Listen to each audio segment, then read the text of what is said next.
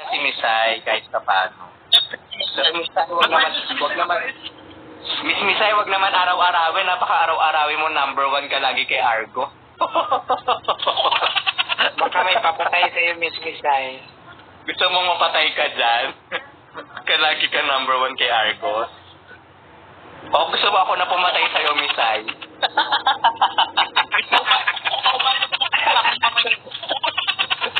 Gusto mo, Misay, ako na pumatay sa'yo pag lagi kang number 1 kay Argos? Ang taray ni Misay kanina, alam mo ba, ang dami nating nasa baba kanina?